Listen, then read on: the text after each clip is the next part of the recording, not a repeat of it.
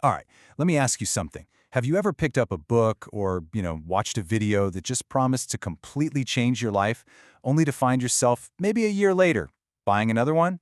Yeah, we've all been there. Today, we're going to dive deep, really deep, into the huge billion-dollar self-help industry. And we're going to ask the big question, is this stuff a powerful tool for growth, or is it just a really well-disguised trap?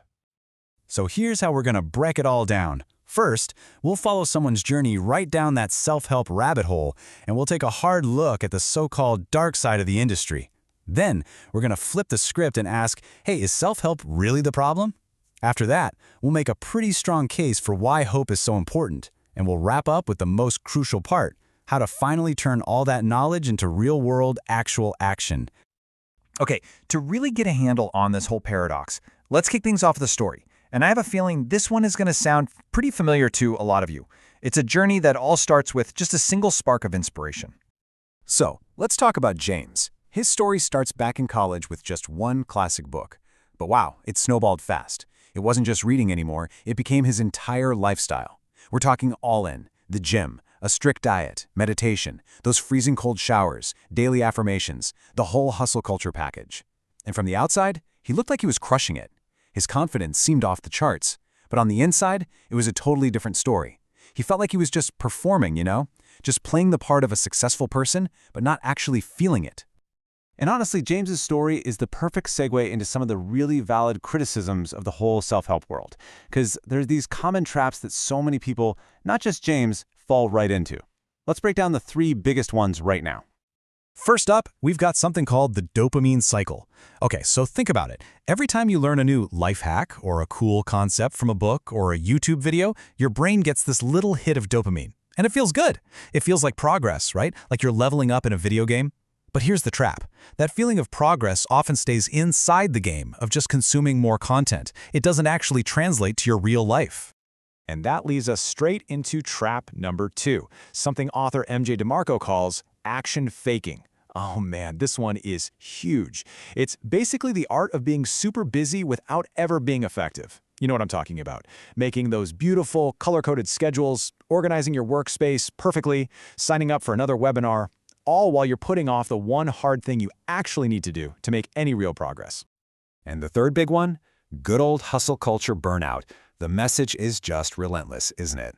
Do more, be more, never stop grinding. But all that pressure, it usually just leads to scattered, unfocused action, a ton of anxiety, and eventually total mental and physical exhaustion. You feel like you're working your tail off, but you're really just spinning your wheels, running in a circle instead of moving forward. Which, honestly, brings us to a super important point. One mentor put it, well, pretty bluntly. He said, if you motivate an idiot, all you get is a motivated idiot. And it's harsh, but it's true. Think about it. Motivation without a clear direction is totally useless. It's like having a Ferrari engine with no steering wheel. Sure, you'll go fast, but you're just going to crash. Okay, I know this all sounds pretty negative, pretty damning for the self-help world. But here's the question we have to ask. Are these traps a problem with self-help itself, or is it really about how we're using it? Let's try looking at this from a completely different angle. Well, the big counter-argument is that self-help isn't inherently good or bad. It's just a tool. That's it, a tool. Think of it like medicine, or even just water. The right amount, the right dose can be incredibly helpful, even save your life. But too much or the wrong application, it can be harmful. So the tool itself isn't the problem. It's all about how you use it.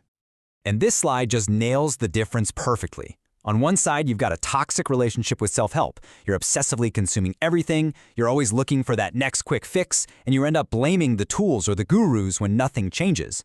But a healthy relationship? That's all about being intentional, looking for solid principles instead of cheap hacks, and this is the big one, taking complete personal responsibility for your own results. And just to put things in perspective, a lot of people criticize the self-help industry for making money. But let's just look at the numbers. It's about a $13 billion industry. That sounds big, right? But it is absolutely dwarfed by the alcohol and gambling industries. We're talking trillions and hundreds of billions. These are industries that can cause direct, massive harm, and yet they often get way less scrutiny. And here is the absolute irony in all of this. A lot of the best critiques of the industry, the idea that success isn't easy, that you have to do the hard work, that there are no shortcuts, Those are the exact same core principles taught in some of the best self-help books out there. So, in a weird way, self-help itself gives you the tools you need to spot the BS within the industry. Okay, this brings us to what might be the biggest criticism of all, the idea that the entire industry just sells hope. The question is that just a cynical way to make a buck, or is it actually providing something absolutely essential?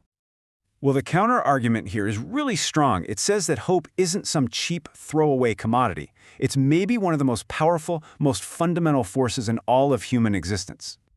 I mean, just think about it for a second. We run on hope every single day. We hope the sun is going to rise. We hope our hard work will actually pay off.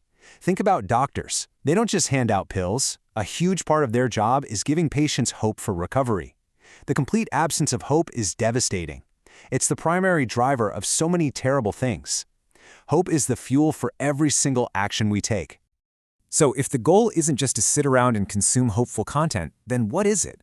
Well, this brings us to the final and honestly the most important piece of this entire puzzle. How do we bridge that massive gap between learning something and actually doing something with it? And this number is just staggering. It's estimated that 90%, 9 out of 10 people, who consume self-help content get stuck right here. They get trapped in that consumption loop. They learn, they feel motivated for a little while, but they just never manage to take consistent, meaningful action. So, what's the answer? Well, the solution isn't to stop learning, not at all. It's to completely change how you use what you learn. The real path to growth looks like this. You use the content to get that initial spark, that motivation spike. But then, and this is key, you have to immediately channel that energy into building consistent habits. Because at the end of the day, it's consistency, not motivation, that creates real, tangible results in your life. And so that leaves us with one final thought to chew on. The big debate really isn't about whether the self-help industry is good or bad. That's the wrong question. The only question that truly matters is the one you have to ask yourself. Are you a self-help consumer, or are you a self-growth practitioner? The choice, as always, is yours.